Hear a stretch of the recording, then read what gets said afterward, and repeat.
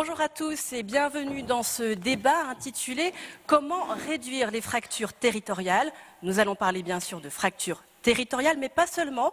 Il va aussi être question de fractures sociales ou encore de fractures numériques dans cet échange d'une grande actualité, dans le contexte de la crise des Gilets jaunes et du grand débat qui est en train de se lancer. Ce débat-ci, il s'inscrit dans le cadre des Assises Vivre Ensemble, cet événement citoyen organisé par Ouest France au couvent des Jacobins au cœur de Rennes. Public Sénat en est partenaire.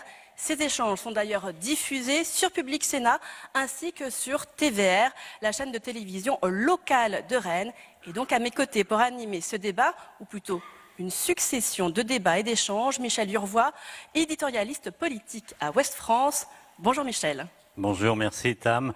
Et pour poser d'emblée le débat, deux interventions. Vannick Berberian, vous êtes un petit peu plus connu depuis quelques jours parce qu'on vous voit beaucoup dans les médias et on vous voit même à l'Élysée. Vous êtes maire de Gargilès-Dampierre dans l'Indre et vous êtes donc président de l'association des maires ruraux de France et vous avez rencontré donc Emmanuel Macron mardi dernier. Qu'est-ce que vous lui avez dit?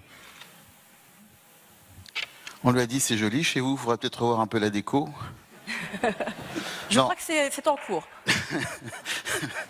Non, plus sérieusement, on lui a dit que ce qui se passait en ce moment était quelque chose qui ne surprenait pas les maires ruraux et les gens de terrain en général, et que l'on vivait la conséquence de ce qui était pointé depuis des années par les maires ruraux, donc que nous n'étions pas surpris et qu'il faudrait qu'il écoute davantage ce qui se passe sur le terrain. C'est ce que nous lui avons dit, et nous lui avons dit aussi qu'il n'avait pas de chance parce que la situation n'est pas le résultat uniquement de 1 an et demi de gouvernance d'Emmanuel Macron, c'est la synthèse de ce qui se vit depuis 30 ans, 40 ans. C'est cette. Est-ce que vous pouvez nous dire concrètement justement ce qui se vit sur le terrain? Comment ça se manifeste? Il y a une la population. Vous savez, il y a une saturation. Les Français donc vivent la fracture territoriale, la fracture sociale depuis un peu plus de 30 ans. Il faut se souvenir que la formule de fracture sociale, c'est Jacques Chirac qui l'a présenté en premier, l'a défini en premier. Et donc, c'est pas quelque chose de nouveau. Et puis après 30 ans d'alternance politique, on se rend compte que finalement, la fracture territoriale est toujours là, la fracture sociale est toujours là, et se superpose maintenant une troisième fracture qui est celle du peu de crédit qui est accordé à la parole publique et politique. Donc, il y a effectivement une situation inédite et assez grave. Et concrètement, est-ce que vous constatez un vieillissement de la population, une dévitalisation des centres-villes, la fermeture de services publics? Est-ce que vous auriez des exemples à nous donner? Non, je crois que la solution, puisqu'il y en a une interrogation, qu'est-ce qu'il faut faire? Il y a un truc très simple à faire. C'est qu'il faut arrêter de faire ce que l'on fait depuis 30 ans. Vous voyez, c'est simple. C'est-à-dire? C'est-à-dire l'hyperconcentration urbaine, parce qu'on a considéré que la modernité était la seule finalité du développement, et que l'urbanisation, qui est un phénomène planétaire, était ce que certains appellent le sens de l'histoire, comme s'il n'était pas possible d'écrire une histoire différente. Et aujourd'hui, on fait le constat que nous sommes dans une impasse. Et les questions de transition énergétique, de climat, etc. montrent bien que ce mode de développement, aujourd'hui, il est condamné. Et qu'il va falloir raisonner différemment dans le sens de l'équilibre et de la cohésion des territoires. Et vous demandez quoi? Des villes qui s'étendent moins? Parce qu'il faut bien accueillir 300 000 habitants, 300 000 Français de plus par an. Il faut offrir du logement à tout le monde. Donc comment concrètement fait-on? Alors sur ce point précis, on a des villages qui peuvent accueillir des populations. Ça nécessite de pouvoir vivre avec les outils d'aujourd'hui, c'est-à-dire le numérique. Vous avez également dans les centres-villes des bâtiments, des immeubles qui petit à petit donc, ont perdu des habitants. Il y a donc la volonté de restaurer à nouveau un certain nombre de conditions de vie qui pourraient sembler un peu utopiques, mais qui sont tout à fait à portée de main si on veut bien changer quelques règles. Et finalement, la question de l'aménagement de l'espace, l'aménagement du territoire, elle a trop souvent oublié deux paramètres, pardon de le dire comme ça de manière un petit peu professorale, mais il y a la question de l'espace et la question du temps, qui sont les deux ingrédients qui conditionnent l'équilibre et la cohésion des territoires. Ça a été oublié. On lui a dit aussi, au président de la République, qu'il faut qu'il élargisse son environnement de conseillers. Il ne peut pas y avoir qu'une typologie unique d'une école célèbre en 3 lettres. Il faut qu'il y ait des gens de la vie quotidienne. Il faut qu'il y ait des médecins, des journalistes, des géographes. Il n'y a pas assez de géographes, des historiens, des sociologues. Voilà. Aux manettes de l'État, aux manettes donc de l'écriture des textes, il faut qu'il y ait des gens de terrain, pas uniquement, pardon si ça fait un petit peu poujadiste, mais pas uniquement la technocratie. Est-ce que ces solutions pour vous passent par davantage de dépenses publiques? Et dans ce cas-là, qui est-ce qui paie? Vous voyez, poser la question comme ça, c'est encore raisonner à l'ancienne. Et c'est pour ça qu'on le fait, parce qu'elle est posée comme ça. Oui, mais peut-être il faudrait qu'on s'en sorte de cette formulation de la question. La question, c'est effectivement, on a une économie qui est contrainte, donc comment est-ce qu'on peut optimiser les choses? Et ça veut dire que peut-être il faut se poser des questions sur la manière dont le service est rendu. Peut-être qu'il faut pouvoir transformer cette manière de faire, parce que les process ont changé, les besoins des citoyens ne sont plus les mêmes. Mais ça veut dire que ça a un coût, et que ce coût, il faut pouvoir l'assumer. Donc, quand le président de la République, dans sa lettre aux Français, dit « Ne pensez-vous pas qu'il y a certains services publics qui ne sont plus utiles, qu'il faudrait supprimer, etc. » D'une certaine manière, il pose déjà les lignes de la réponse. Ce n'est pas une bonne question. C'est mal formulé, je veux dire. La question, c'est... Parce que je ne sais pas si quelqu'un peut dire s'il y a un service public qui n'est pas utile et qu'il faudrait supprimer. Moi, personnellement, je n'en vois pas. Par contre, qu'il faille les réformer, les reconsidérer, ça oui, tous. Et c'est là où les choses, si vous voulez, doivent changer dans la manière de faire. Jean-Christophe Lagarde, est-ce que vous diriez qu'aujourd'hui, la fracture territoriale se résume à des métropoles dynamiques par opposition à des périphéries oubliées des services publics, de l'investissement, de la culture? On se rappelle, bien sûr, il y avait eu ce livre très célèbre sur la France périphérique. Est-ce que cette vision, elle est réelle ou elle est peut-être un petit peu caricaturale? Non, elle est parfaitement réelle. Elle est parfaitement réelle d'abord parce qu'on a abandonné, tout à l'heure, il le disait, depuis plus de 30 ans, toute forme de planification et d'aménagement du territoire, qu'on a empilé des réformes, notamment fiscales, qui n'ont jamais tenu compte de la répartition des richesses dans les territoires. Si ça vous intéresse, tout à l'heure, je vous en dirai un mot, parce que la principale inégalité entre les territoires, c'est quelles sont les collectivités qui ont de l'argent et celles qui n'en ont pas. Et en général, celles qui n'en ont pas sont celles qui concentrent les populations qui sont les plus pauvres, donc qui n'ont pas les moyens de traiter cette pauvreté.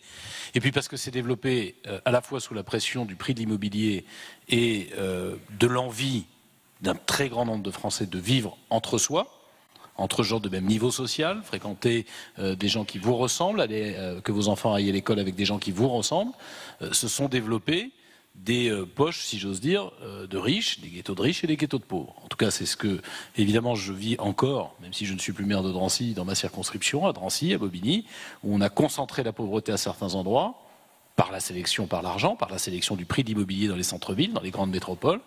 Et finalement, la rupture d'égalité républicaine, elle est au moins aussi forte que celle que je viens d'entendre. Parce que, et sur les mêmes sujets, moi je suis à 9 km de Paris, vous demandiez la fibre dans les territoires ruraux, je suis parfaitement d'accord, j'ai des propositions à faire là-dessus, on n'a pas la fibre chez nous, alors qu'on est à 9 km de Paris. Donc la fracture, et pardon, mais la raison principale quand même au départ, que je vis depuis une quinzaine d'années, ou dont je m'aperçois plus depuis une quinzaine d'années où j'ai la chance d'être parlementaire, c'est qu'en fait les gens qui décident, in fine, des politiques publiques, ne connaissent pas ces territoires. Il n'y a pas qu'Emmanuel Macron, même si c'est vrai, et n'y vivent pas. Donc les arbitrages se font toujours au bénéfice du cœur du pouvoir politique, économique, médiatique, financier. Ce sont les gens qui vivent entre eux qui finalement reproduisent leur sphère à eux en laissant le reste en périphérie. Que peut le politique face à des phénomènes comme celui que vous venez de décrire, cette double ghettoisation? Je partage votre observation. Que peut le maire que vous étiez à Drancy pour essayer de rééquilibrer les choses? Le maire, il essaye de boucher les trous avec les moyens qu'il a, et comme il en a de moins en moins, il bouge de moins en moins de trous. Et au bout d'un moment, le vase explose. Mais en matière d'urbanisme, par exemple, en matière de construction, est-ce que vous avez... D'abord, je vous ferai remarquer que la technocratie de notre pays a imaginé qu'il était de mieux en mieux de retirer au maire l'urbanisme pour le confier à des intercommunalités, ce qui me paraît une imbécilité, parce que c'est quand même le maire qui rendait compte à la population à la sortie pour être capable de dire pourquoi il a fait ça, comment il a fait ça, alors que ça veut dire concrètement que vous pouvez parfaitement être mécontent de ce qui est en train de se faire en urbanisme, mais vous ne pouvez pas le changer, parce que c'est pas en changeant de maire que vous changez l'intercommunalité. Mais je veux revenir sur la première question. La première question, c'est quoi?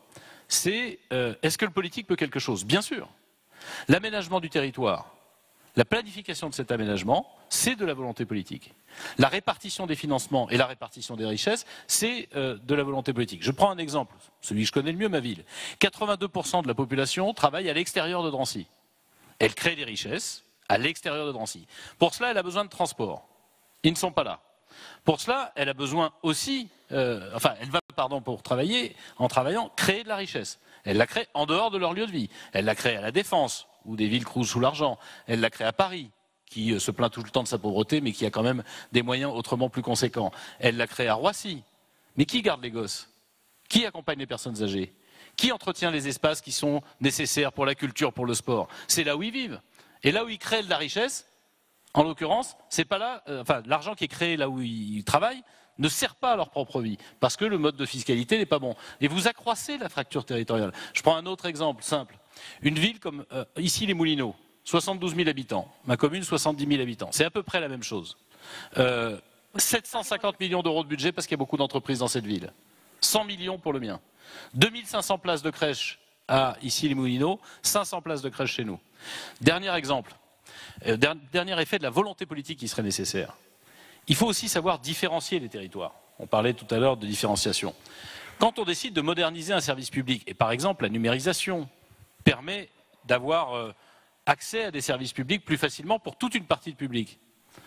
Mais on ne peut pas fermer tous les services publics en parallèle pour ça. Je prends l'exemple qui s'est produit chez nous, la caisse primaire d'assurance maladie, dans un département comme la Seine-Saint-Denis, où la fracture numérique existe, à la fois parce qu'il n'y a pas toujours accès, mais il n'y a aussi pas la connaissance, la maîtrise de l'outil.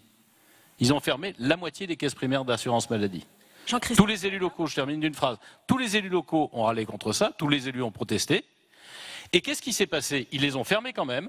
Un an après, le président de la caisse primaire d'assurance maladie demandait au maire d'organiser des permanences pour que les gens qui ne souhaitent pas se servir des ordinateurs et du compte Amélie puissent avoir accès à leurs droits aux assurances maladie. Il faut savoir différencier les territoires parce que quand vous êtes dans des territoires où les gens ne peuvent pas se servir de ces outils, vous ne pouvez pas avoir la même politique de service public ou de gestion des services publics.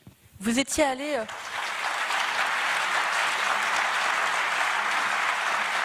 Vous étiez allé porter ces messages, notamment au Premier ministre Édouard Philippe, on se rappelle, notamment à la suite de ce rapport parlementaire qui avait parlé de la situation de détresse de la Seine-Saint-Denis, où il faudrait plus, et c'est là qu'il y a moins, ce que vous venez de décrire. De même que Vannick Berberian, vous êtes allé à l'Élysée. Quelles sont les réponses que vous avez pu avoir à tout ce constat? D'abord, moi, je veux vous remercier de nous avoir réunis autour de la table, parce qu'il y a une escroquerie dans le débat politique qui m'exaspère, là pour le compte depuis 18 mois, qui n'est peut-être pas d'ailleurs le fait du président de la République, parce que d'autres forces politiques, notamment à droite, ont raconté ça. On a raconté qu'on avait mis trop d'argent dans les banlieues, que ce n'était pas efficace. C'est un double mensonge. Le rapport que vous montrez sur la Seine-Saint-Denis montre qu'on y met moins de policiers, moins d'enseignants et plus jeunes, donc moins d'expérience, qu'on y met moins de magistrats. Et si on décline d'ailleurs sur la santé, etc., c'est la même chose. Ce qui fait qu'il y a des écarts d'espérance de vie, notamment, qui s'accroissent. Mais, pardon de le dire, on disait ça parce qu'on disait il y a un manque dans la ruralité, donc il faut mettre de l'argent dans la ruralité. Et ça, c'est une escroquerie. D'abord, ce n'est pas vrai que ça ne marche pas en banlieue. Il y a des gens qui s'en sortent, sauf qu'ils ne restent pas, donc forcément, ça se voit moins. Et deuxièmement, on ne va pas opposer la pauvreté de la ruralité à la pauvreté de la banlieue pour faire vivre la métropole toute puissante, où vivent les gens qui sont les plus riches, qui payent le moins d'impôts et qui ont le plus de services publics. Je veux dénoncer ça parce qu'en réalité, c'est le débat politique tel qu'il s'est structuré. Les gens qui ont les moyens vivent au cœur des grandes métropoles. C'est là où on paye le moins d'impôts parce que c'est là où il y a le plus de produits financiers. Et à la sortie, les services publics manquent aussi bien en milieu rural qu'en milieu de banlieue. Et on va vous dire qu'il faut les opposer entre eux. Quand les riches font se battre les pauvres entre eux, excusez-moi, ça n'est pas de la politique publique et ça n'est pas républicain. C'est l'inverse qu'il faut plus pouvoir faire. Je vous arrête. Vous parliez du numérique et je voudrais demander à Jacques Toubon de vous rejoindre. Vous pouvez rester là. Monsieur Toubon, si vous voulez bien monter par l'escalier qui est à votre gauche. Jacques Toubon, le défenseur des droits, qui vient de remettre un rapport où il est notamment question de cette fracture numérique. Donc, Et le numérique qui était appelé à devenir un moyen, en tout cas envisagé comme tel, un moyen de réduire les inégalités, de gagner en efficacité. Allez, Monsieur Toubon. En fait, se retourne souvent, notamment contre ceux qui n'en ont pas l'usage, soit qui ne savent pas s'en servir, soit qui ne sont pas couverts. Monsieur Toubon, est-ce que vous pouvez nous donner les principales conclusions du rapport que vous venez de publier pas plus tard qu'hier? Merci d'abord de m'avoir invité dans cette table ronde et dans ces assises de la citoyenneté, au moment même où, effectivement, je viens, et Ouest France en a fait largement état, de publier un rapport sur la dématérialisation des services publics et les conséquences que cette dématérialisation pourrait avoir sur l'égalité, ou plus exactement provoquer l'inégalité d'accès aux services publics.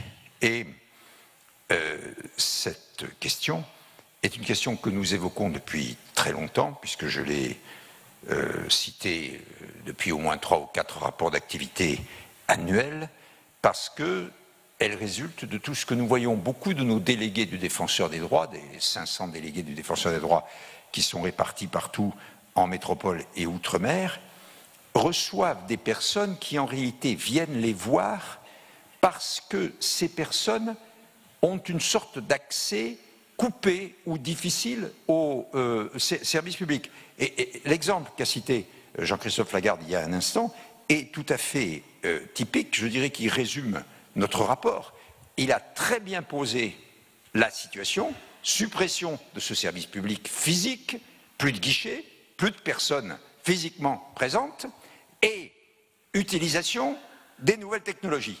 Mais le rapport le dit, et tout le monde le dit aujourd'hui, le Crédoc et tout le monde, 20 à 25% des personnes sont dans l'impossibilité parce que par exemple ils sont dans une zone blanche ou grise, ou dans une très grande difficulté pour des tas de raisons, de précarité en particulier, de vulnérabilité, de pouvoir accéder de cette manière-là, numérisée, aux services. Et on se trouve dans la situation que Jean-Christophe a décrite, c'est que pour que le service public de la caisse d'assurance maladie, c'est vrai pour la vieillesse, c'est vrai pour les allocations familiales, c'est vrai pour l'emploi, c'est vrai pour les impôts, c'est vrai pour plein d'autres services, il faut qu'on tienne la main au sens propre du mot de cette personne pour qu'elle puisse accéder. Et donc, ça veut dire qu'aujourd'hui, exactement, ça veut dire qu'il y a des gens qui ne peuvent plus faire valoir leurs droits aujourd'hui. Une nouvelle catégorie de personnes. Tous les journaux, et vous avez cité le fameux exemple de ce monsieur qui a été rayé par Pôle emploi parce qu'on lui a donné 2 rendez-vous par 2 mails qui lui ont été envoyés successivement. Le problème, c'est qu'il était dans une zone blanche, donc que les mails ne sont jamais arrivés et qu'un jour, il s'est rendu compte qu'il ne recevait plus ses prestations. C'est la même chose que la dame retraitée dont nous avons parlé auprès de la caisse vieillesse. Elle remplit, au moment où c'était le moment, elle remplit son compte pénibilité. Elle met ses points pénibilité. Elle se trompe, mais ça rentre dans la machine. Et la caisse vieillesse lui dit « Ah madame, c'est dans la machine, on ne peut plus revenir en arrière parce que c'est irréversible. Notre programme est irréversible. » Et le défenseur des droits a été obligé d'intervenir pour que la caisse accepte de rouvrir le dossier. Donc, c'est clair que,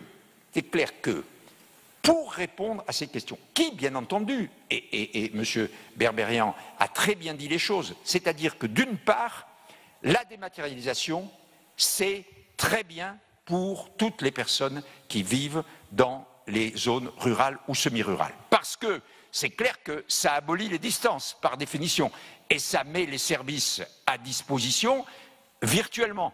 Mais encore faut-il y accéder. C'est pour ça que l'autre côté des choses, c'est on dit, on va supprimer des humains, mais les nouvelles technologies vont abolir les distances. Eh bien, moi je dis qu'aujourd'hui, on supprime les humains, mais on crée une nouvelle distance. Et la nouvelle distance, c'est celle où un quart ou un cinquième de la population n'aura plus accès à égalité aux services publics. Et c'est ça là. Et donc, dans notre rapport, nous disons tout le bien qu'on peut penser de la dématérialisation, tout ce qu'elle peut apporter, et notamment des informations innombrables, un accès aux services publics, c'est vrai. Et de l'autre côté, tous les inconvénients. Et on propose 3 choses principales. La première, Jean-Christophe l'a très bien dit il y a un instant, il faut toujours, quand on fait une opération de numérisation d'une démarche administrative, maintenir, en tout cas pendant une période transitoire, maintenir un autre canal d'accès en papier ou par téléphone, parce que le téléphone est un instrument qui est de plus en plus raréfié par les services publics, parce que ça veut dire que il y a des employés, ça coûte cher, bon. Alors que beaucoup de personnes, et notamment les personnes qui sont les plus démunies, ont avec le téléphone une relation qui est facile, parce que quand on téléphone, on peut poser une question, avoir une réponse, et redemander, car c'est une des grandes difficultés. La démarche en ligne, elle est comme un chemin dont vous ne pouvez pas vous écarter. Si à un moment, vous ne comprenez pas ce qu'on vous demande de cocher, eh bien, il n'y a personne pour vous dire ça veut dire ça ou ça veut dire ça. Et le problème du langage administratif est une grande difficulté qui est accrue par la numérisation. Donc, premièrement, alternative. Et nous proposons, nous, que la loi le prévoit. C'est-à-dire qu'on oblige tous les services publics à prévoir des alternatives. Le deuxième élément, et qu'il faudrait également inclure dans la loi confiance avec l'administration ESSOC, là, qui a été récemment votée, il y a quelques dispositions qui vont dans ce sens, mais qui sont insuffisantes. Il faudrait prévoir dans la loi un accompagnement. Ce que, de manière improvisée, la Caisse d'assurance maladie à Drancy a fait en venant s'adresser à la mairie, il faut le prévoir systématiquement. Mais naturellement, ça veut dire, et M. Berberian l'a très bien dit, il faut des financements. Il faut que, sur les économies qui sont procurées par la numérisation, on consacre une proportion à financer l'accompagnement des personnes qui sont en difficulté. Et je crois que ça pourrait très bien se faire. Les finances l'ont fait pour la déclaration d'impôts par Internet, parce que par définition, c'était leur intérêt pour pouvoir récupérer les impôts. Et aujourd'hui, vous avez énormément, par exemple, de personnes âgées qui recourent à la déclaration par Internet, tout simplement parce que les finances ont mis un système d'assistance très efficace pour le faire. On a bien compris votre message et vos propositions. Est-ce que ça veut dire qu'on va trop vite dans la réduction de la dépense publique? Oui. J'ai employé l'expression que la numérisation est faite à marche forcée. Marche forcée, vous savez, c'est une image qui est facile à comprendre. Il y a une colonne de gens qui marchent comme ça, on doit aller à un endroit, et puis on y va le plus vite possible. Mais il y a beaucoup de gens qui sont fatigués, qui sont malades. Ils tombent au bord du chemin pendant que les autres continuent à avancer. Ben, ce qu'on fait actuellement, c'est ça. C'est-à-dire qu'on est en train de faire un vrai progrès. On avance, mais en même temps, on laisse des gens tomber sur le bord du chemin. Et ça, il est clair que, la République ne peut pas le permettre, et puis que d'autre part, le principe d'égalité devant les services publics l'interdit absolument. Et en particulier, nous sommes allés, par exemple, travailler avec la Cour des comptes, qui va publier prochainement un rapport. C'est un élu d'ailleurs de la Savoie, Michel Bouvard, qui est maintenant à la Cour des comptes, qui mène cette affaire. C'est sur la question des services publics dans les zones rurales. Vous avez vous-même, je pense, Monsieur le Président, été auditionné. Eh bien, nous avons mis en valeur comment, en fait, on se trouvait avec cette situation où les distances, la ruralité, la faible densité de population, le recul des services publics créent la situation qui a été dite tout à l'heure, sur laquelle je ne reviens pas, et la dématérialisation est à la fois une solution, mais en même temps, elle crée un problème pour une partie de la population. J'ai cité à la Cour des comptes, simplement pour dire que ce que dit M. Berberian est complètement... Moi, je suis une autorité indépendante, je n'ai pas d'opinion politique, ni d'engagement de quoi que ce soit. Je dis simplement les choses. Haute-Pyrénées, Saint-Laurent-de-Nest, magnifique centre des impôts, il y a 2 ans. On l'installe, on l'inaugure et tout. 15 mois après, le même service dit « non, non, ça ne marche pas », il le ferme. Voilà. Okay. Merci, je vous arrête parce qu'on a beaucoup de choses à se dire, mais c'est tout à fait passionnant, on pourrait continuer pendant des heures. Je voudrais qu'on parle des initiatives économiques qui peuvent contribuer à réduire ces inégalités. Je vais vous demander de céder votre place, mais de ne pas partir trop loin parce qu'on aura sans doute besoin de vous tout à l'heure pour répondre aux questions du public notamment. Et je voudrais appeler Pierre-Yves Marolleau, qui est le maire de Mauléon dans les Deux-Sèvres, pour qu'il nous parle de l'expérience Zéro Chômeur, qui est une expérience qui a été initiée en réalité par le mouvement ATD Quart Monde et qui avait fait l'objet d'une loi en 2016, votée à l'unanimité, et oui, ça arrive, et il va nous dire comment ça se passe, où il en est, dresser un premier bilan, et Arnaud de Goulet, qui est le président de cette très grosse coopérative qui est Agrial et qui va nous dire comment on peut créer de la richesse et de l'emploi en milieu rural, sous quelles conditions, avec quels obstacles. Allez, je vous invite à rejoindre Monsieur Marolleau. Et Monsieur Marolleau, on va donc commencer avec vous pour nous expliquer bien concrètement dans votre commune comment se passe cette expérience territoire zéro chômage, combien de personnes, avec quel parcours, quel métier, puis quel est le principe tout d'abord de cette expérience. Oui, alors le principe, vous l'avez dit, était porté par ATD Quart Monde. ATD Quart Monde nous a contactés par l'intermédiaire de Patrick Valentin en 2013, mais c'était juste avant les élections. Donc on a attendu que les élections se passent. Et sur Mauléon, on a une certaine intelligence. Alors Mauléon, pour situer quand même, c'est dans le nord des Deux-Sèvres, mais c'est à la limite de la Vendée et du Maine-et-Loire, mais nous faisons partie de la Nouvelle-Aquitaine. Et celui qui conduisait la liste face à moi, eh bien, on s'était dit, de toute manière, on travaillera ensemble. Et on a travaillé ensemble pour mener à bien cette expérimentation. Alors cette expérimentation part d'un constat, personne n'est inemployable et il y a du travail, mais qu'on ne connaît pas forcément, mais il y a du travail pour tout le monde. Donc on est parti de ce constat, sauf qu'on n'a pas été beaucoup relayé puisqu'on parle de fracture sociale, tout du moins au départ, par le niveau national. Donc il a fallu qu'on montre, nous étions 4 territoires au départ, dont un qui est tout près d'ici, c'est Pipriac. Nous étions 4 territoires à porter ce projet et il a fallu qu'on sur place on organise et on contacte les chômeurs de longue durée puisque il faut pour faire partie de cette expérimentation, habiter le territoire depuis plus de 6 mois et être ce qu'on appelle chômeur de catégorie A, c'est-à-dire depuis plus d'1 an de chômage. Et combien de personnes étaient concernées sur votre territoire? Alors, nous avons, dans le nord de Sèvres, un territoire plutôt dynamique puisque le taux de chômage aujourd'hui est plutôt autour de 6%. Donc si vous enlevez les intérimaires, vous voyez, on est plutôt autour de 4%. Mais on avait quand même à peu près 250 personnes concernées. Et beaucoup de ces personnes, c'est un constat, étaient désociabilisées, c'est-à-dire ne travaillaient pas depuis très longtemps, étaient seuls le plus souvent, dans des situations difficiles, certains avaient des addictions. Donc c'est tout un travail qui s'est mis en place en lien avec la Maison de l'Emploi que d'accueillir toutes ces personnes dans un premier temps sur la base du volontariat. C'est-à-dire qu'à peu près la moitié ont répondu à nos invitations. Ça a été aussi de faire un gros travail auprès de notre population, auprès des associations, auprès des entreprises surtout qui se disaient ouais, qu'est-ce que c'est que cette entreprise qui va être créée? Est-ce que c'est pas une entreprise, une nouvelle entreprise d'insertion? On a un centre Emmaüs sur Mauléon qui est assez important. Et en fait, le principe, c'est d'embaucher les personnes selon un temps choisi, entre un mi-temps et un plein temps, en CDI, et ils sont payés pour un temps complet sur la base du SMIC.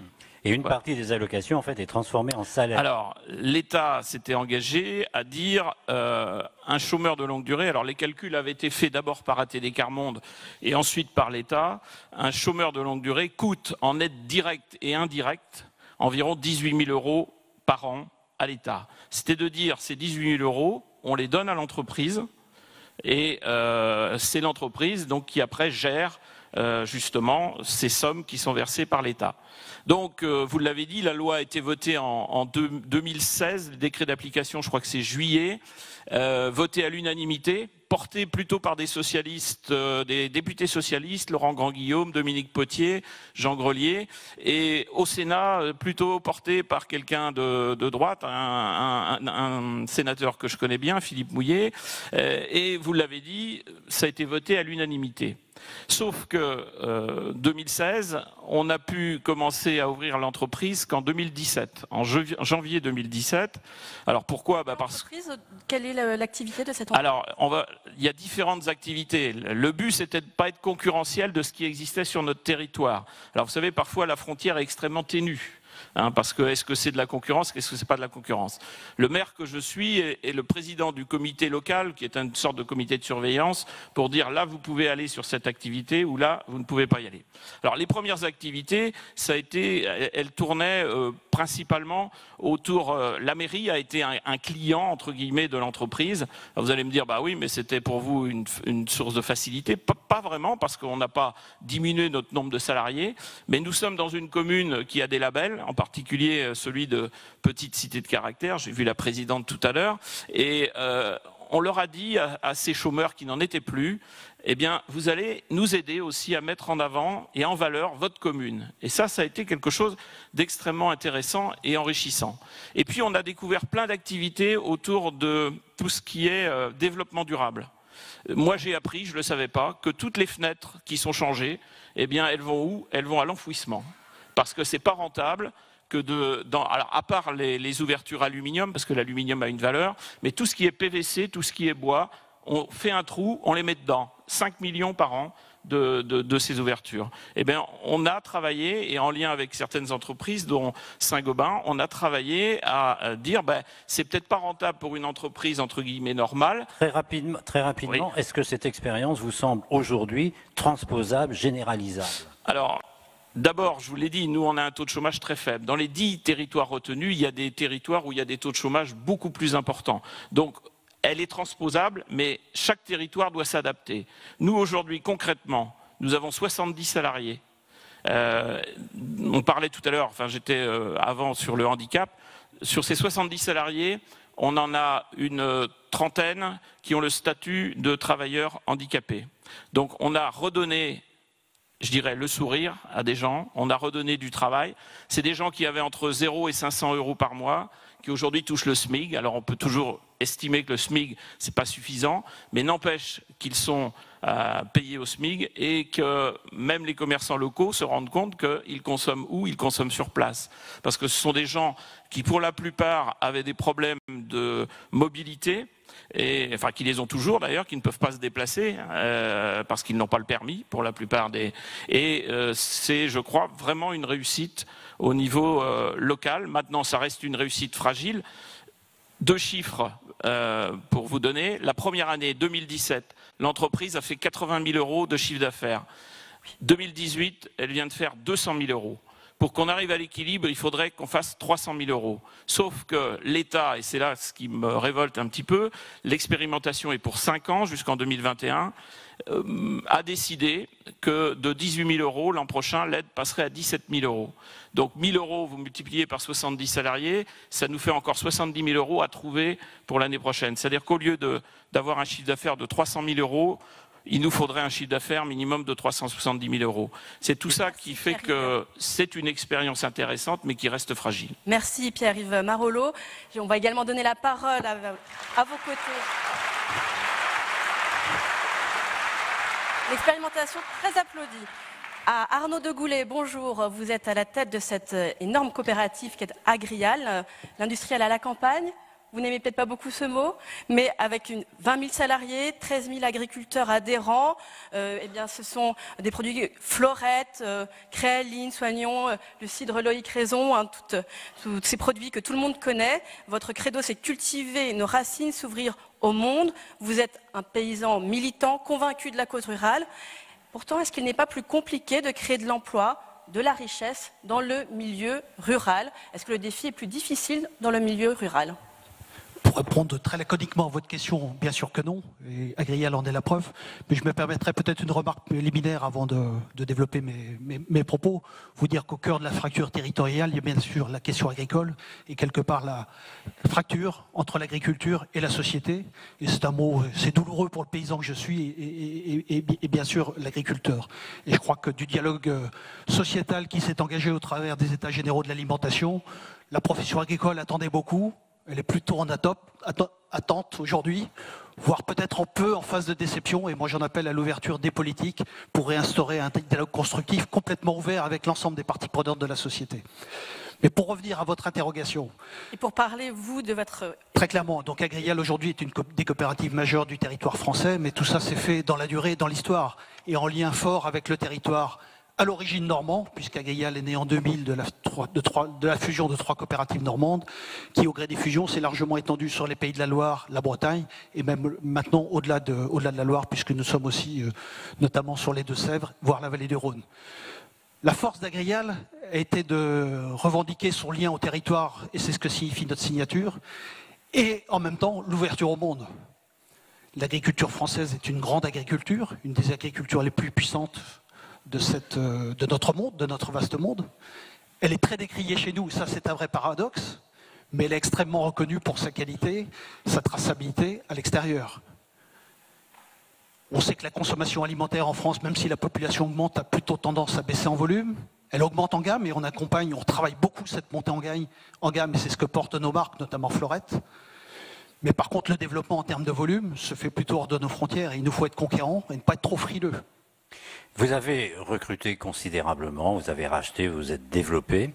Est-ce que vous faites partie de ces entreprises qui ont du mal à recruter alors qu'en face, il y a des gens qui ne trouvent pas de travail?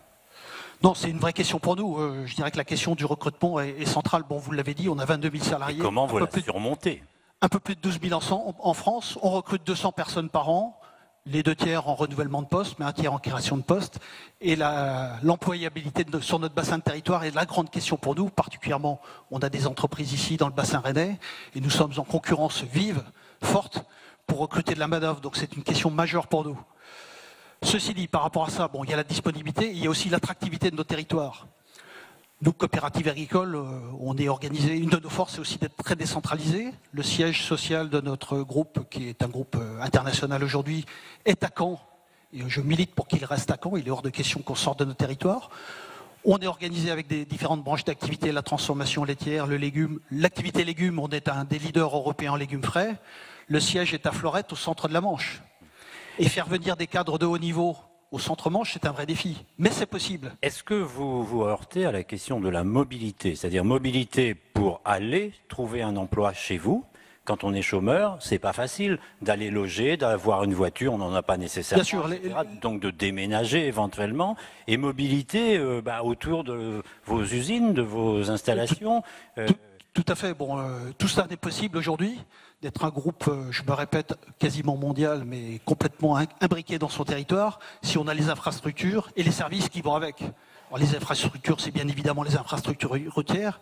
Et il est clair que pour nous, la 84, je dirais l'axe Caen, Rennes, Nantes, puis tout le réseau autoroutier autour du Mans sont majeurs pour nous pour rendre ça possible. Les liaisons ferroviaires et bon, l'arrivée du TGV à Rennes est un vrai plus. En Normandie, on est beaucoup moins bien lotis par rapport à ça. Puis dernier point, et ça a été largement évoqué par M. Toubon sur la table, le module précédent de la table ronde, c'est tout ce qui est digitalisation et informatisation. Nous, il est clair qu'on a un besoin crucial d'avoir les réseaux pour que la communication se fasse entre toutes nos entreprises. Et pour digitaliser comme l'État, nous on a besoin de digitaliser la relation avec nos sociétaires et on a besoin d'un réseau digne de ce nom. Donc cet enjeu-là est majeur. Et puis pour finir, à côté de ça, on a besoin d'un territoire attractif pour les cadres de haut niveau, parce qu'on a besoin de cadres de haut niveau. Ça veut dire des services culturels, ça veut dire des services éducatifs, ça veut dire des services de santé. Et je dirais que par rapport à ça, le Grand Ouest est plutôt une région favorisée. Vous avez commencé en parlant des états généraux de l'alimentation. C'était une des réponses à la crise agricole. Vous, de votre côté, quelle avait été votre action pour intervenir, pour accompagner vos adhérents? Vous aviez eu un plan d'accompagnement de vos adhérents et quels en a été les effets? Je dirais qu'il est encore un peu tôt pour avoir tous les tenants et aboutissants des états généraux. Bon, je vous rappelle qu'il y avait 2 modules. Un module sur les relations commerciales qui est en train d'être mis en place.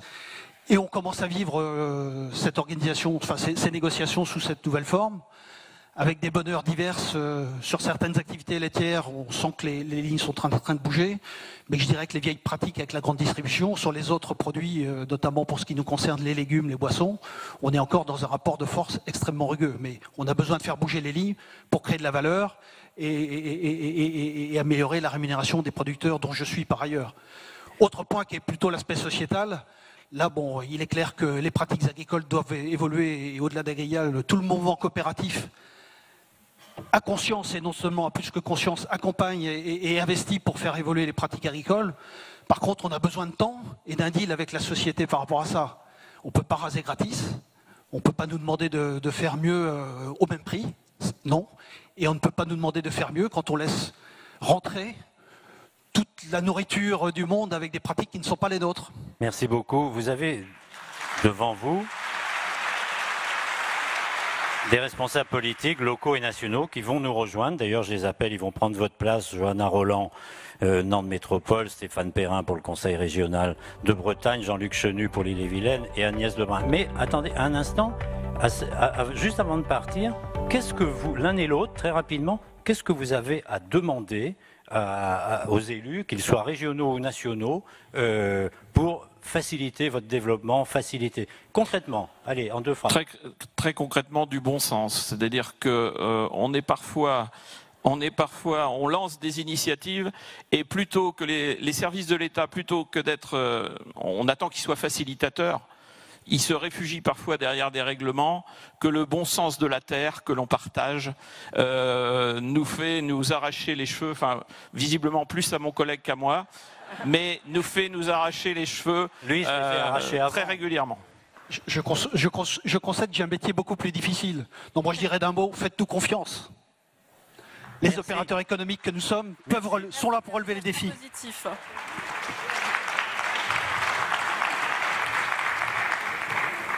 Prenez place. Merci. Johanna Roland, je vais commencer par vous. Vous êtes présidente de Nantes Métropole. La question tout à l'heure de l'urbanisation, de la concentration urbaine était posée. On a assisté, on a eu cette expression fameuse de Paris et le désert français. On ne va pas remonter dans l'histoire, mais est-ce qu'on n'a pas aujourd'hui les métropoles, ou le risque en tout cas, les métropoles et le désert régional? Merci, bonjour à tous. Moi je crois que le risque, c'est la manière dont les gens vivent dans les territoires, quels que soient les endroits où ils vivent, parce que dans cette période, on entend beaucoup de parler de territoire, mais le vrai sujet, ce sont les habitants, ce sont les citoyens, ceux qui y vivent, ceux qui y travaillent, ceux qui y souffrent parfois. Je voudrais donner un exemple concret. Entre un jeune d'un grand quartier populaire, le maire de Drancy en parlait tout à l'heure, dans la métropole que je dirige, il y a 5 grands quartiers populaires.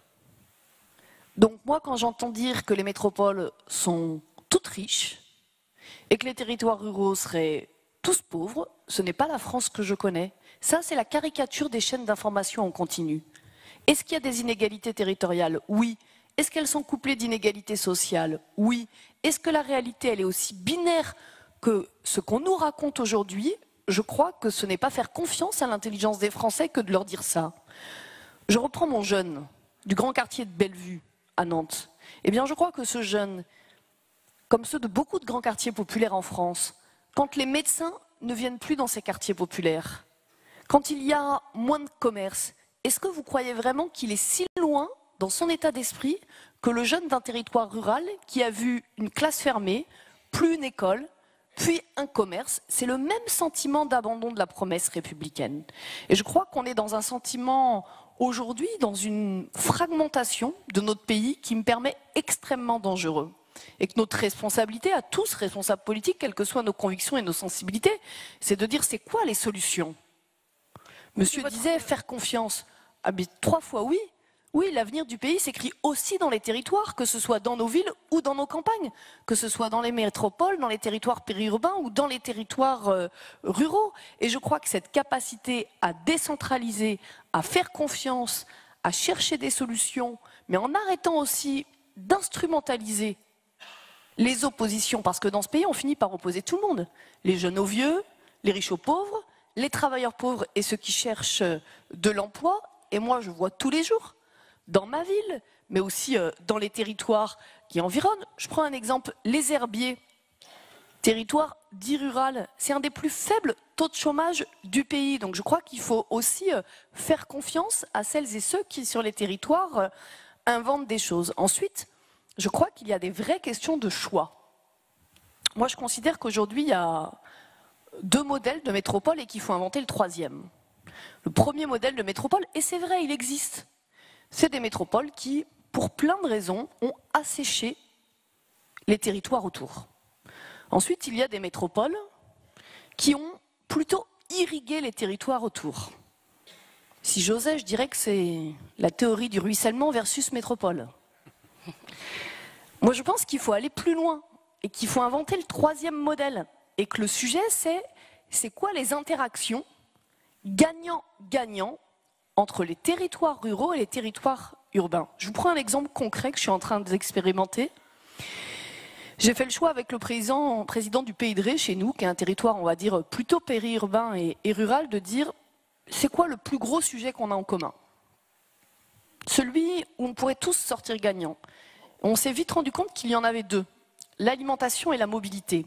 Je vais commencer par la mobilité parce que je crois que c'est le plus frappant. Pour moi, présidente d'une grande métropole, c'est évidemment un sujet parce que derrière, c'est la circulation et les bouchons. Vous voyez, c'est très pragmatique. Pour lui, c'est un sujet majeur parce que bon nombre d'habitants qui habitent dans le Pays de Ré travaillent à Nantes. Et quand vous ajoutez le coût domicile-travail, quand vous ajoutez ce que ça donne, en pouvoir d'achat, c'est important. Alors nous sommes dit, ok, comment on prend nos responsabilités pour se dire, c'est quoi dans le monde de demain l'endroit où se fait l'interaction entre la voiture individuelle et les transports en commun?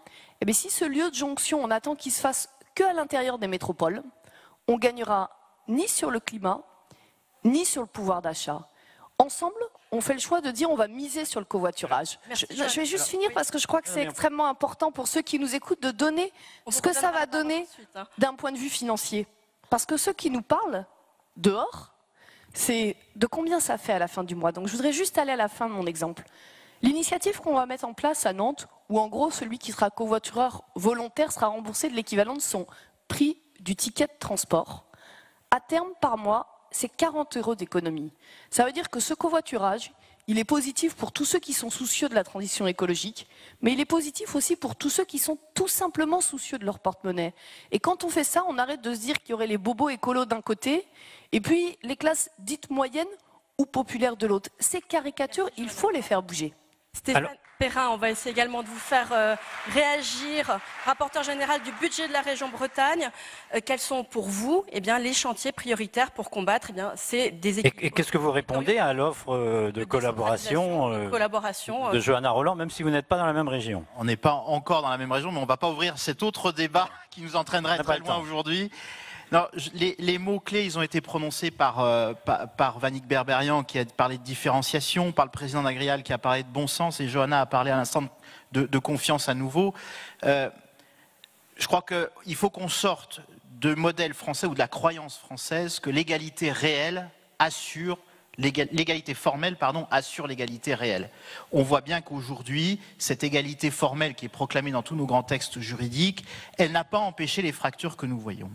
Et donc, ce que nous avons proposé modestement dans le cadre de la région Bretagne, c'est un appel pour qu'il y ait précisément une différenciation et que l'on sorte de ce modèle où les administrations centrales décident de Paris de choses qui affectent ensuite notre quotidien, sachant qu'il y a en plus derrière un enjeu citoyen, c'est que si nous continuons à fonctionner comme nous le faisons aujourd'hui, les électeurs, assez légitimement, se détourneront aussi des élections locales. Donc concrètement, vous demandez je vais prendre plus d'autonomie, plus oui, de... et sur des sujets, je vais prendre un exemple très simple.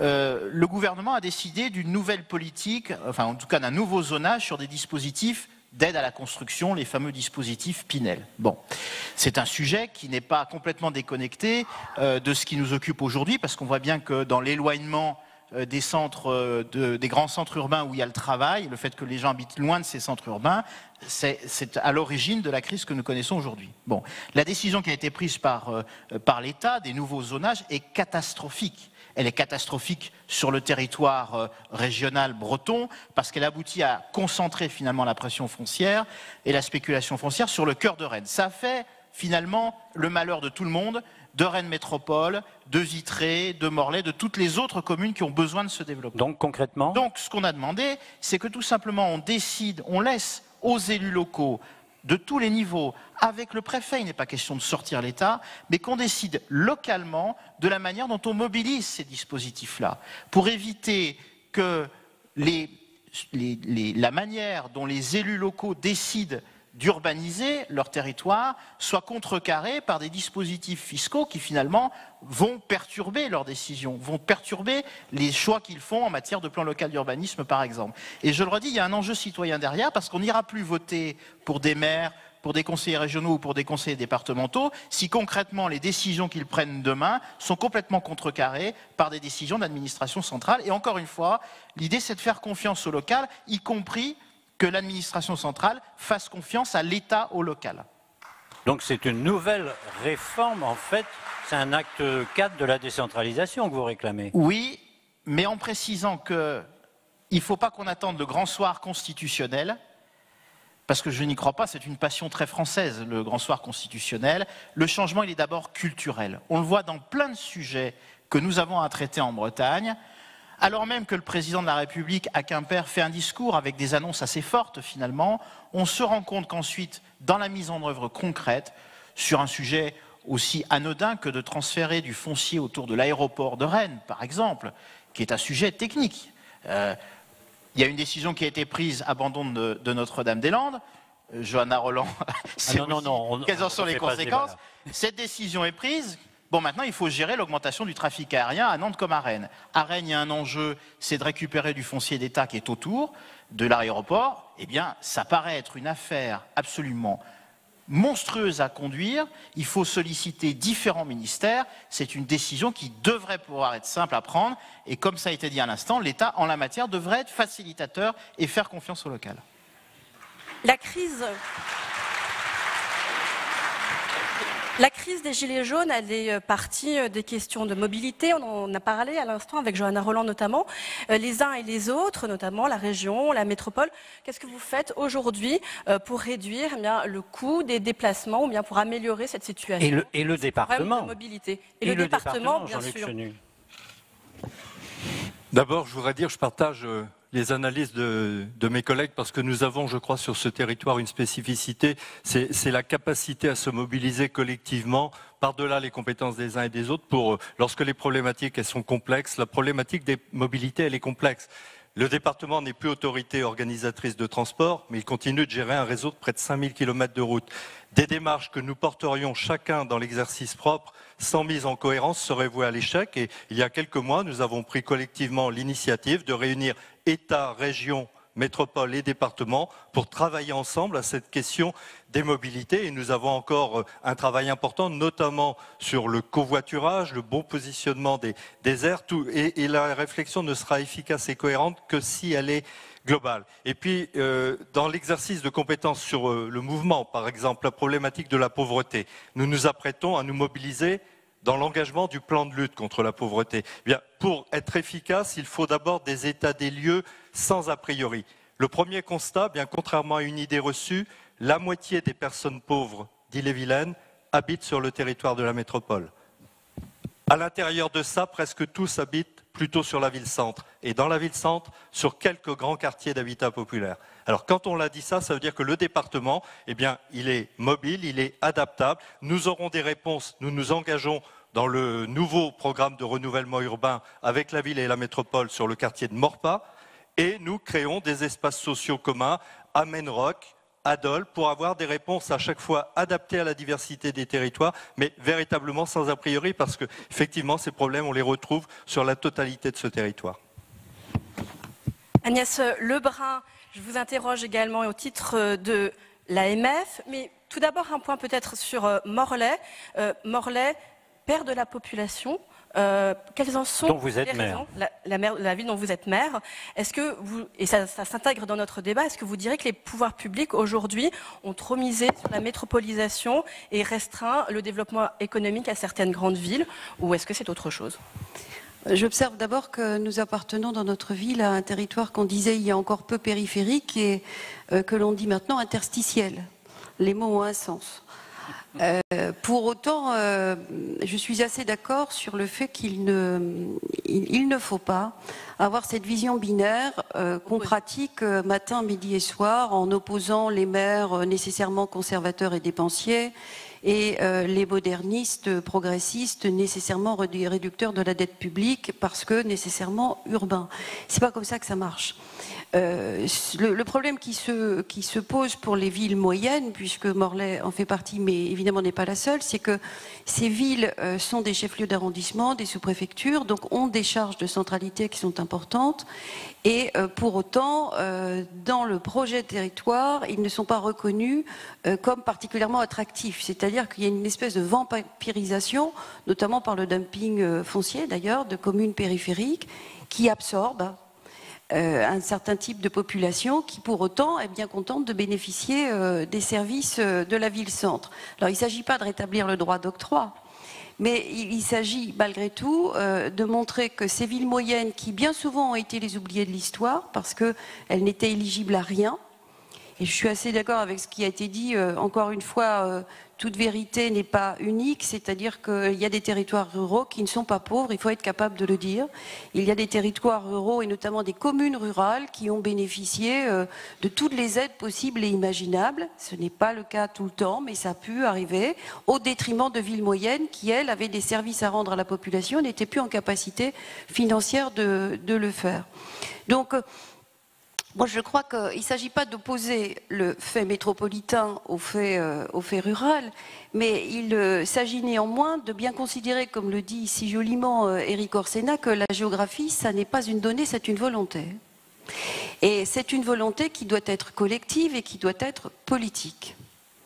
Alors j'entendais tout à l'heure, on parlait beaucoup de bon sens, mais 93% des maires de France adhèrent à l'association des maires de France et je crois que les maires de France qui sont 550 000 bénévoles au service de leurs concitoyens sont en capacité, ou étaient d'ailleurs en capacité, d'exprimer bien avant l'épisode des Gilets jaunes, bien avant l'épisode du débat national, à la fois la demande de la population que l'on observait, et puis aussi quelques pistes, parce qu'il s'agit bien de faire le constat, il s'agit bien de poser des questions, mais il s'agit aussi de donner quelques pistes.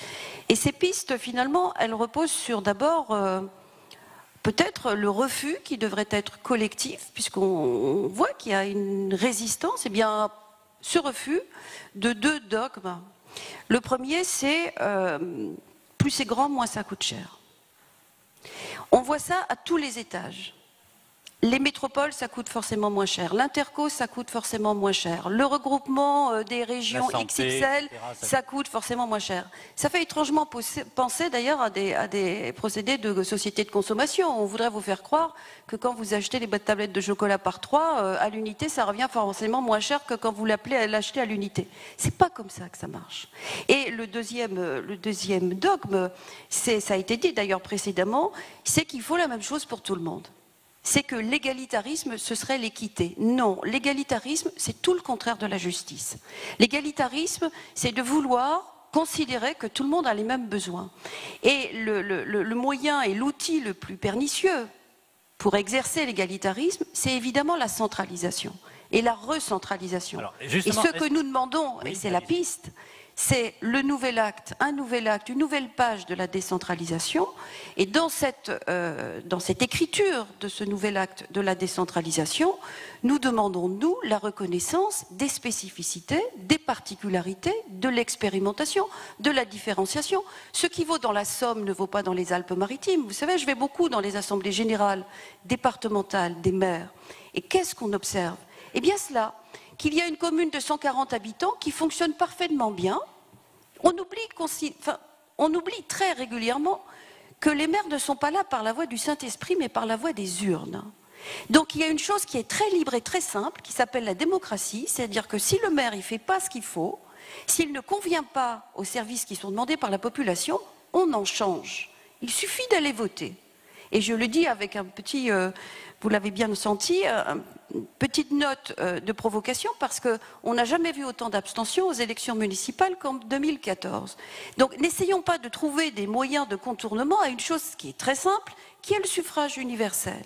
Mais une commune de 140 habitants, si elle convient, si elle fait ce qu'il faut, si elle ne s'aventure pas dans des maisons pour tous à 450 000 € qui seront très peu fréquentées, ou du moins pas par plus de 140 habitants. Est-ce que vous croyez que le grand débat d'Emmanuel Macron peut accoucher d'idées comme celle-là ou d'évolutions comme celle-là, ou est-ce que vous ne faites aucune illusion ? Et qu'est-ce que vous attendez du grand débat? Alors, le grand débat, ça n'est pas exactement la définition que je me fais, et je pense partager ça avec d'autres d'ailleurs, du mot débat. Là aussi, les mots ont un sens. Un débat, c'est contradictoire, on modère, on anime, les thèmes sont ouverts, il n'y a pas de questions toutes faites, surtout quand elles sont fermées. Et un débat, on l'exploite. Et on sait par avance ce que l'on va en faire. Pour autant, dès qu'on propose aux gens de se parler, je pense qu'il ne faut pas refuser cela.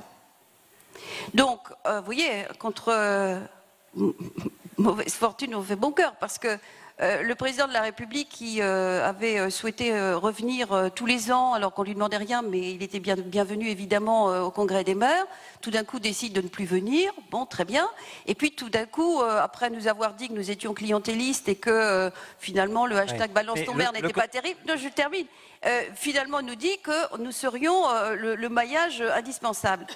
C'est du temps perdu et c'est pas grave. Mais le grand débat, on ne sait pas sur quoi il va déboucher. Mais en revanche, nous avons fait une proposition, Michel Urvoas. Nous avons fait une proposition qui est en responsabilité, c'est de dire que lorsque les synthèses de ce grand débat, si synthèse il y a, seront faites, seront rédigées, par qui, ne me le demandez pas, mais on peut supposer évidemment que la parole qui sera portée dans ces débats sera utilisée, exploitée d'une façon ou d'une autre.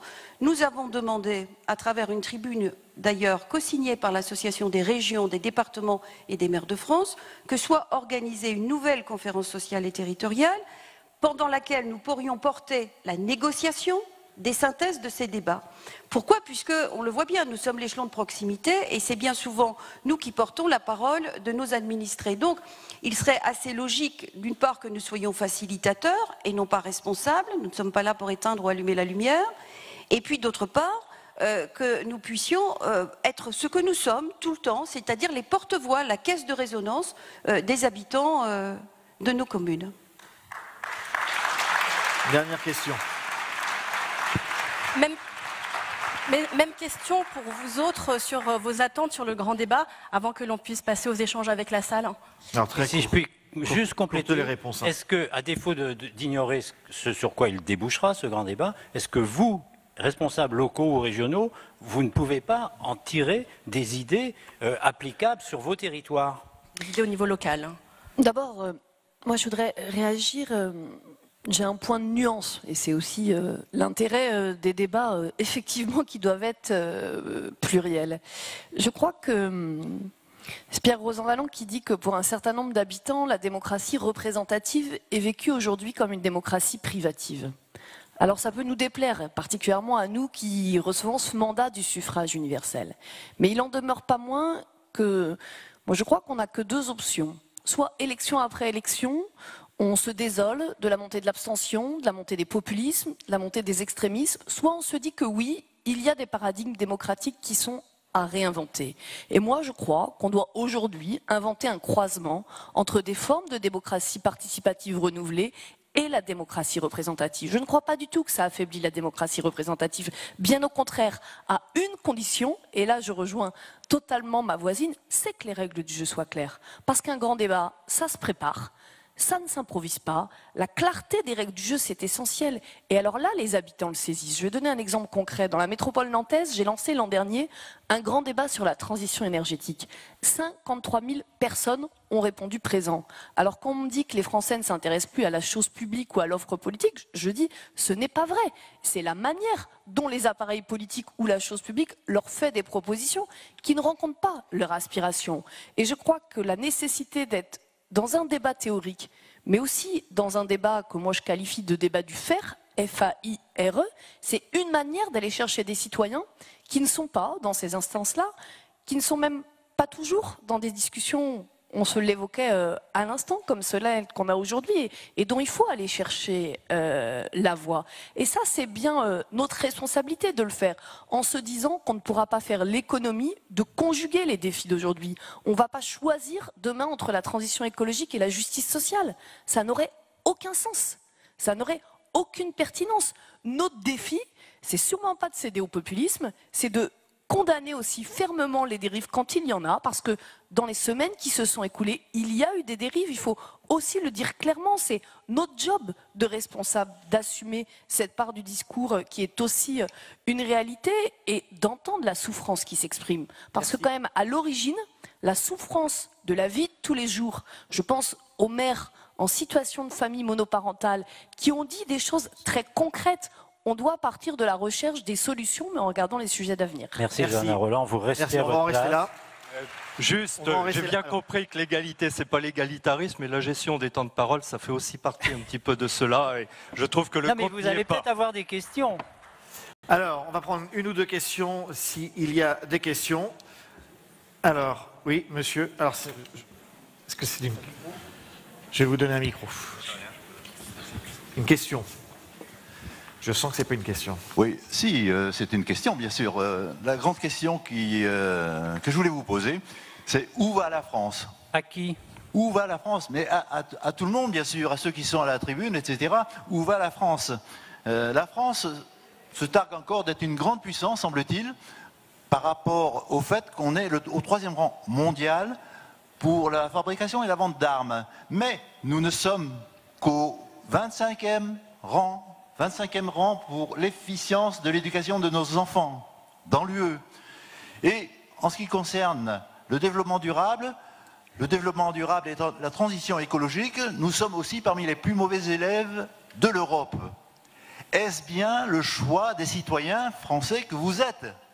Est-ce bien votre choix? Alors, c'est une deuxième question. Voilà, donc ça c'est la question. Et la question terminale, c'est effectivement, il me semble que d'autres choix sont possibles pour réduire effectivement les fractures dont nous avons parlé, pour une société, je dirais, où les Français seraient moins stressés et moins malades. Merci. Et donc il est essentiel que chacun d'entre nous fasse l'effort, parce que c'est un effort à faire, on n'est plus habitué, d'aller voter, d'aller s'exprimer tout au moins dans le cadre du débat, dont je ne sais pas s'il sera grand ou pas. Merci. Bon, je ne sais pas si on peut répondre à la question où va la France. Moi, je veux bien répondre où va la France. Non, c'est un exercice sérieusement, pas facile. J'aurais juste un exemple très concret. Dans quelques semaines, le département nous proposerons de compléter de 10 millions d'euros nos politiques publiques dans le domaine de la protection de l'enfance et du handicap. Nous le faisons pourtant dans un environnement extrêmement contraint. Eh bien, la question du financement, aujourd'hui, quand j'entends dans beaucoup de débats publics que la priorité serait la réduction de l'effort fiscal, des cotisations et en même temps plus de services publics, eh bien, je dis que là, chaque citoyen a à se poser des questions fondamentales parce que sans ces moyens-là, nous ne pourrons pas déployer de politique de solidarité envers les plus défavorisés et envers les plus démunis. Merci beaucoup. On va rester sur ces mots et on va conclure donc le débat. Merci beaucoup, Tam. Et s'il fallait peut-être d'un mot, d'une phrase, chacun, mais une phrase. Si je dis déconcentrer les moyens budgétaires, réformer la fiscalité, revoir vos attributions. Est-ce que ça résume vos attentes? Tous les quatre, rapidement.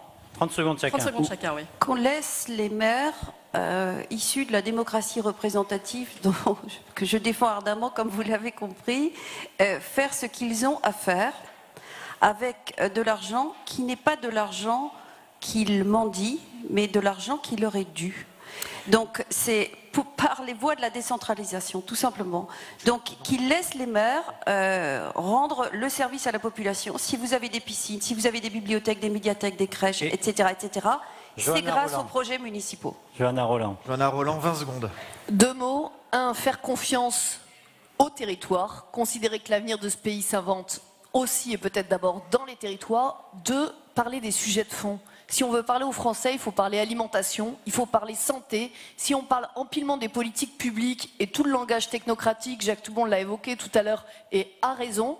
J'ai signé avec Mathieu Klein et Caron Delga une tribune sur la mobilité dans laquelle on dit aussi sortons du jargon et parlons du fait de comment on va de la porte de mon travail à la porte de mon domicile. Des propositions concrètes et de terrain et non déconnectées. Oui, ce serait d'abord laisser à tous les échelons les possibilités de s'organiser, de collaborer, de coopérer à géométrie variable selon les politiques publiques en question. Et je crois qu'ici, nous avons déjà un socle d'exemples, d'expériences réussies.